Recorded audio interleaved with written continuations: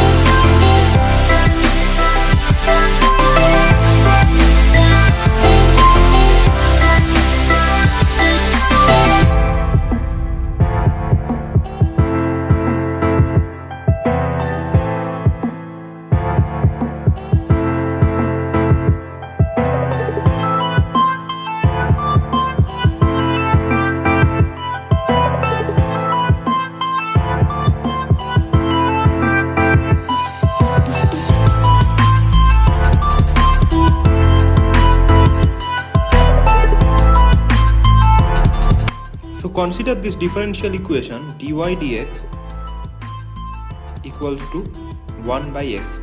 So in order to solve this equation, what we will use is the variable separation technique.